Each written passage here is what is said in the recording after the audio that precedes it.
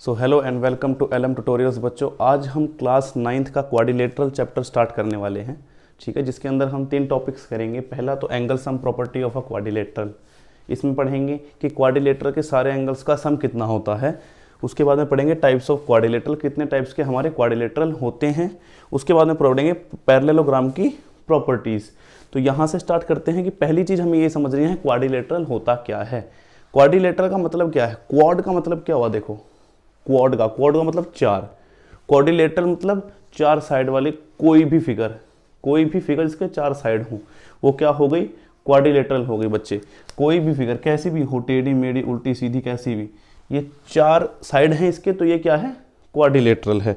तो जो भी फिगर है जिसके चार साइड्स हैं वो हमारी क्वाड्रिलेटरल होती है। अब हम बाद में पढ़ेंगे कि कितने टाइप्स ऑफ क्वाड्रिलेटरल होते हैं और हमें कितने टाइप्स पढ़ने हैं अभी फिलहाल अपने 9th क्लास में।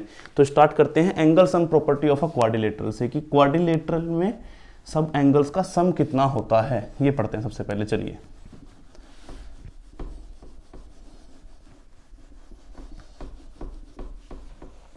चलिए, मान लीजिए हमारे पास कोई एक क्वाड्रिलेटरल है बच्चे। ये हमारा कोई भी एक क्वाड्रिलेटरल है, ये हमें नहीं पता है क्या है, और अभी हमें पता भी नहीं है कि क्वाड्रिलेटरल क्या ही होता है, किस तरीके के होते हैं। बस हमें ये पता है चार साइड्स वाला कोई भी फिगर हमारा क्वाड्रिलेटरल होता है। हमें नहीं पता कितने क्वाड्रिलेटरल होते हैं, क्या होते हैं। इसको हम एक काम करेंगे, बीच में से डिवाइड कर देंगे। क्या कर देंगे बच्चे?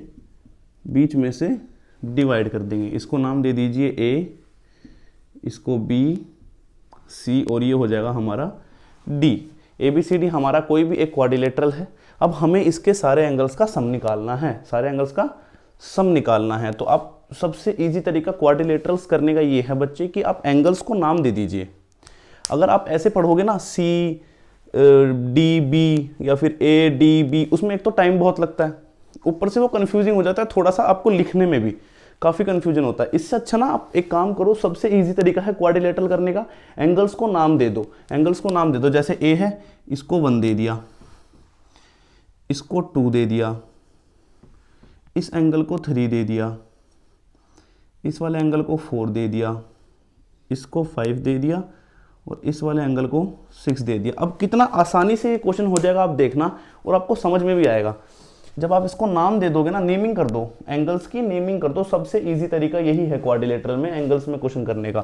अब ध्यान से देखना, अब आपको इतना तो पता होगा कि ट्रायंगल हमने इसी से एक चैप्टर पहले पढ़ा है ना। प्लेलिस्ट भी आप चेक कर सकते हैं। ट्रायंगल्स का सम कितना होता है? ट्रायंगल्स के हर एंगल का सम कितना होता है? 180 डिग्री। ट्रायंगल के तीनों एंगल्स का सम कितना होता है? 180 डिग्री। तो यहाँ पे अगर मैं ट्रायंगल ए बी डी की बात करूँ, ट्रायंगल ए बी डी, तो angle 1 plus angle 2 plus angle 3 is equals to 180 degree होगा कि नहीं होगा? मुझे ये बताओ। 1 2 3 ट्रायंगल ए बी डी में होगा, 180 डिग्री होगा। अब ट्रायंगल सी बी डी की बात करते हैं, C B and D. C B D में देखो जरा, angle 6 plus angle 5 plus angle 4 is equals to 180 degree. भाई है कि नहीं? ये भी तो एक ट्रायंगल है, इसके भी तीनों एंगल्स का सम 180 डिग्री हो गया। इजी हो गया। अब क्या करेंगे हम दोनों इक्वेशंस को, ये इक्वेशन 1 मान लो, ये इक्वेशन 2 मान लो, हम दोनों को कर देंगे plus. Angle 1 plus angle 2 plus angle 3 plus angle 4 plus angle 5 plus angle 6 is equals to, देखो तीनों के तीनों लिख दिए, 6 के 6 लिख दिए यहाँ पे। अब 180 प्लस 180 360 डिग्री, इतना हो गया। अब जरा देखो, एंगल 1 है, एंगल 1 को एज इट इज क्योंकि एंगल 1 अकेला है, प्लस में एंगल 6 को एज इट इज क्योंकि एंगल 6 भी अकेला है। अब देखो जरा, 3 प्लस 4 को क्या लिखेंगे? 3 प्लस 4 को एंगल बी हुआ कि नहीं हुआ? भाई हो गया ना एंगल बी। तो इसको जरा एंगल बी लिख दो एक बार, एंगल बी पूरा, 3 प्लस 4 हो गया। 2 प्लस 5, 2 प्लस 5 कितना हो गया? एंगल डी हो गया कि नहीं हो गया? Angle D is equals to 360 degree. Angle 1 जो है वो क्या है, angle A plus angle B plus angle C, जो एंगल 6 है वो क्या है, एंगल सी, प्लस में angle D is equals to 360 degree. तो ये हमारा शो करता है कि क्वाड्रिलेटरल के चारों एंगल्स का सम हमारा 360 होता है। ये हमारी angle sum property of a quadrilateral कहती है बच्चे। ठीक है, आई होप आपको समझ में आ गया होगा ये। ठीक है, अगर आपको कोई भी डाउट हो ना, आप कमेंट बॉक्स में कमेंट कर दीजिएगा बच्चे। ठीक है, चलिए अब हमारा जो नेक्स्ट टॉपिक जो हमें पढ़ना है वो पढ़ना है types of quadrilateral.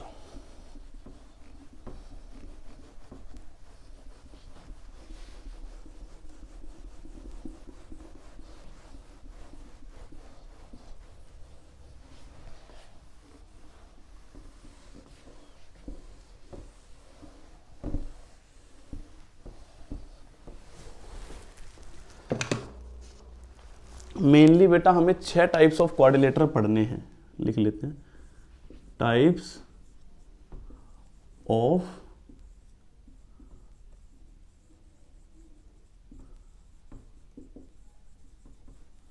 Quadrilaterals, 6 type के पढ़ने हैं। ठीक है, पहला तो हमारा पैरेललोग्राम हो गया, पहला हमारा पैरेललोग्राम।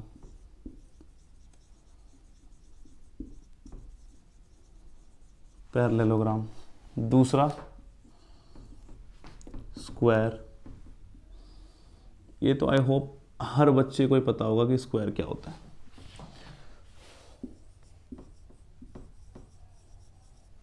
तीसरा रेक्टेंगल, ये भी हर बच्चे को पता होगा कि रेक्टेंगल क्या होता है।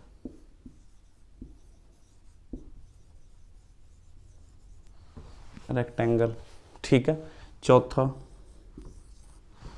Trapezium,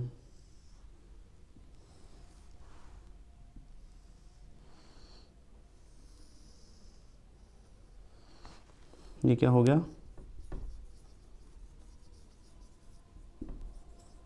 trapezium. पांचवा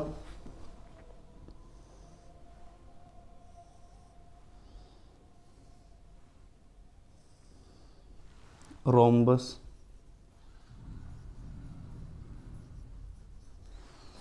और छठा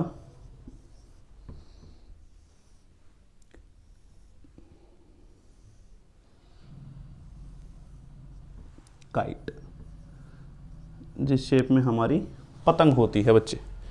ये हमारे 6 टाइप्स ऑफ क्वाड्रिलेटरल हैं, parallelogram, square, rectangle, trapezium, rhombus, kite, जो मेनली हमें इस चैप्टर में मिलेंगे।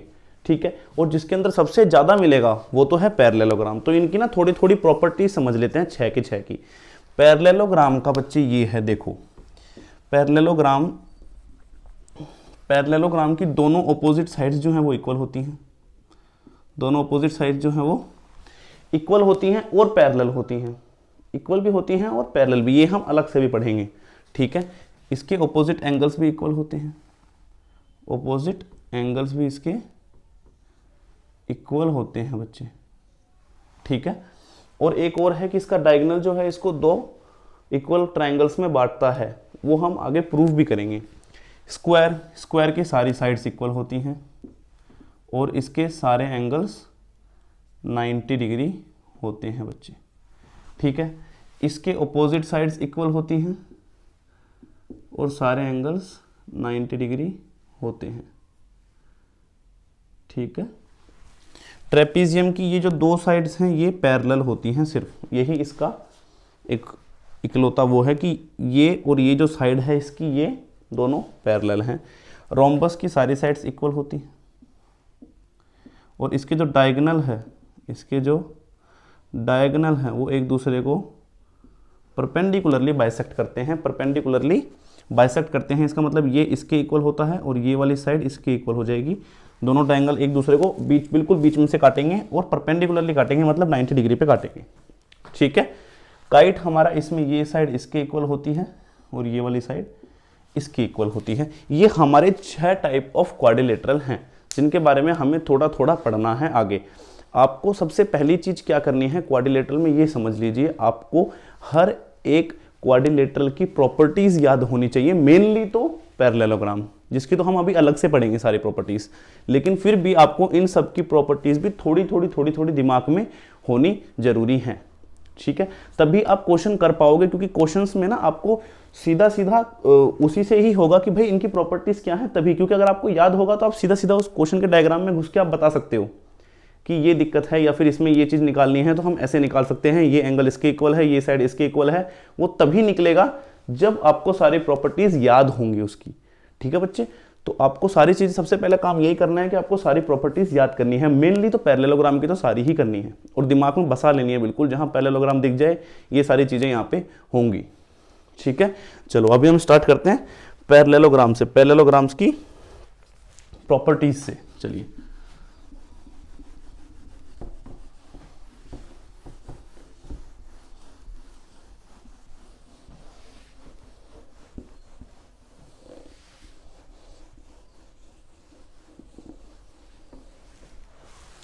चलिए पहला ही हम ये एक वो कर लेते हैं कि पैरेललोग्राम का जो डायगोनल होता है, पैरेललोग्राम का जो डायगोनल होता है वो उसे दो कॉन्ग्रुएंट ट्रायंगल्स में डिवाइड करता है, वो उसे दो कॉन्ग्रुएंट ट्रायंगल्स में डिवाइड करता है। तो वो कैसे करेंगे, चलो देखिए अभी कर देते हैं। ए बी सी और ये हो गया हमारा डी, ये हमारे डी। अच्छा अब जरा ट्रायंगल एक बार देखना, triangle A B C and triangle C D A B C और सी डी, ए ट्रायंगल को हमें बेसिकली कॉन्ग्रुएंट ही प्रूव करना है और कुछ नहीं करना, तभी तो ये हो जाएगा ना कि इक्वल ट्रायंगल्स में डिवाइड कर दिया, कि जब हमने इसको ऐसे यहाँ से फोल्ड करके इसके ऊपर रखा, इसको ऐसे फोल्ड करके इसके ऊपर रखा, तो इसने पूरा अच्छे से कवर कर लिया। यही मतलब हो गया कि दो ट्रायंगल्स में डिवाइड कर दिया है। फिर काटेंगे तो ये दोनों इक्वल होने चाहिए, इसका मतलब कॉन्ग्रुएंट होने चाहिए। तो हम बेसिकली सीधा सीधा क्या करेंगे, इन दोनों ट्रायंगल्स को कॉन्ग्रुएंट पुट कर देंगे, ठीक है बच्चे। अब देखो कैसे, पैरेलल, मैंने क्या बोला, आपको प्रॉपर्टीज याद होनी चाहिए पैरेललोग्राम की, अगर आपको पैरेललोग्राम के क्वेश्चन करने हैं तो। अब मुझे जरा ये बता दो कि AD जो है वो किसके इक्वल होगा, AD किसके इक्वल होगा, BC के इक्वल होगा। जो हमारा AD है इज इक्वल्स टू क्या होगा, BC। क्यों, क्योंकि ऑपोजिट साइड्स ऑफ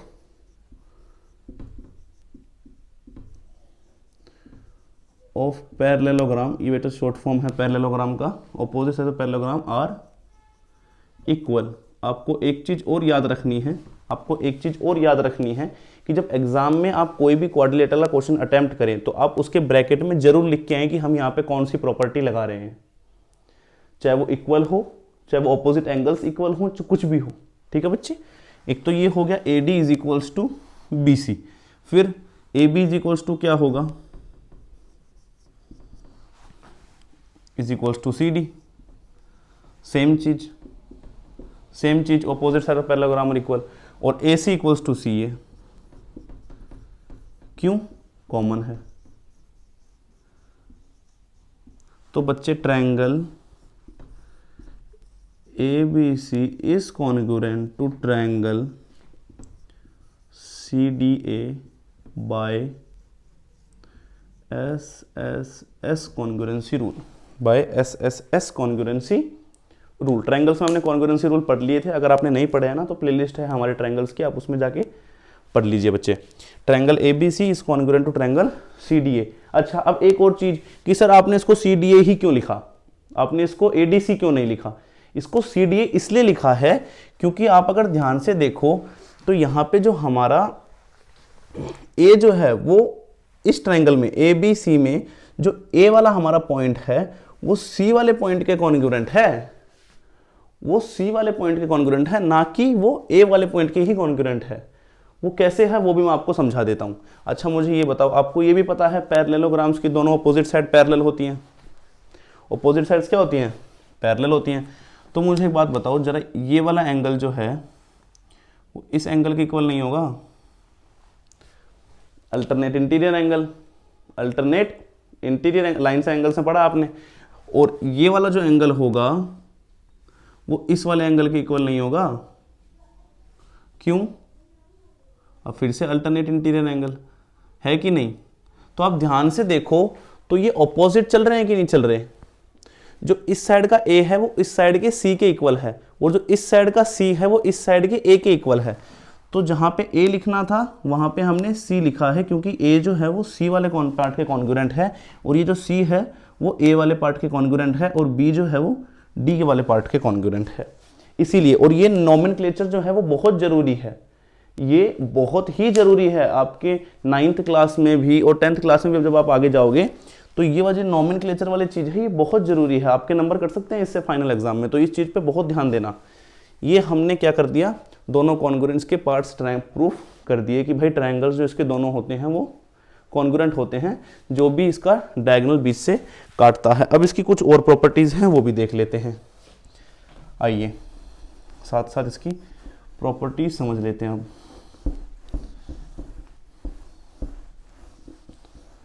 इसकी सारी प्रॉपर्टीज लिखते चलते हैं एक साथ। चलिए, पहली property A B is equals to C D और B C is equals to A D. A B is equals to C D, opposite sides are equal. B C is equals to A D, opposite sides are equal. दूसरा angle A is equals to angle C, angle B is equals to angle D, opposite angles are equal. जो हमारा parallelogram होता है उसके opposite angles क्या होते हैं बच्चे? इक्वल होते हैं। ठीक है, ये हमने कर लिया। इसके बाद थर्ड प्रॉपर्टी क्या है? A B is parallel to C D and B C is parallel to A D. है कि नहीं भाई? जो ए बी है वो पैरेलल है सी डी के, और जो बी सी है वो पैरेलल है ए डी के। ये हमारी तीसरी प्रॉपर्टी हो गई बच्चे। ठीक है,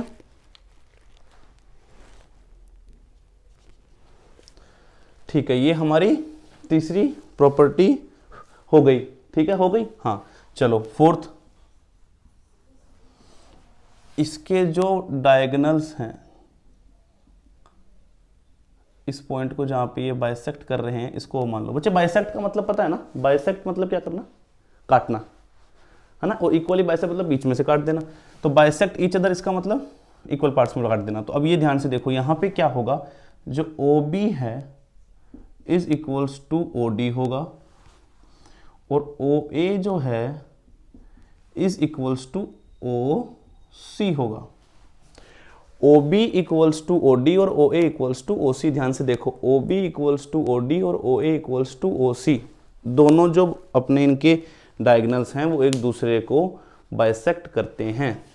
ठीक है, दोनों एक दूसरे को इक्वली बाइसेक्ट करते हैं। तो ये हमारी कुछ प्रॉपर्टीज हैं पैरेललोग्राम की। एक दो चीजें आपको मैं और बताता हूं बच्चे पैरेललोग्राम की, कि हमारा जो रेक्टेंगल है ना, जो हमारा रेक्टेंगल है वो भी एक पैरेललोग्राम है, जो हमारा स्क्वायर है वो भी एक पैरेललोग्राम है। भाई ऑपोजिट साइड्स इक्वल हैं और दोनों साइड्स एक दूसरे के पैरेलल भी हैं, और ऑपोजिट एंगल भी इक्वल है, 90 degree 90 degree 90 degree 90 degree. Rectangle भी एक पैरेललोग्राम है, और ये भी 90 डिग्री 90 डिग्री 90 डिग्री 90 डिग्री, और इसकी भी आमने सामने वाली साइड्स इक्वल हैं और पैरेलल हैं। स्क्वायर और रेक्टेंगल दोनों पैरेललोग्राम है, लेकिन देखो ये अब कहने का मतलब इसका ये है कि सारे स्क्वायर और सारे रेक्टेंगल पैरेललोग्राम हो सकते हैं। सारे स्क्वायर और सारे रेक्टेंगल पैरेललोग्राम हो सकते हैं, लेकिन सारे पैरेललोग्राम जो हैं वो रेक्टेंगल और स्क्वायर नहीं हो सकते। सारे पैरेललोग्राम जो हैं वो रेक्टेंगल और स्क्वायर नहीं हो सकते, लेकिन सारे स्क्वायर और रेक्टेंगल जो हैं वो पैरेललोग्राम हो सकते हैं बच्चे। ठीक है, आपको ये चीज ध्यान में रखनी है। ठीक है, ये हमने कुछ प्रॉपर्टीज कर ली किसकी? पैरेललोग्राम की। आई होप आपको समझ में आया होगा। ये मेन प्रॉपर्टीज ही हैं बच्चे जो हैं इसकी। ठीक है, आपको ये करना है, आपको ये प्रॉपर्टीज़ याद करनी है और आपकी जो चैप्टर की फर्स्ट एक्सरसाइज है वो आराम से हो जाएगी। तो आप करिए। अगर आपको कोई भी डाउट आता है आप मेरे से पूछिए, कमेंट बॉक्स में कमेंट कर सकते हैं या फिर नीचे लिंक्स हैं आप उसमें जाके मेरे को डीएम भी कर सकते हैं। इंस्टाग्राम का लिंक भी है, फेसबुक का लिंक भी है, या फिर ऑब्वियसली आप कमेंट कर सकते हैं तो मैं भी आपका रिप्लाई कर दूंगा फॉर श्योर। तो आज की क्लास में इतना ही करते हैं बच्चे। Thank you so much.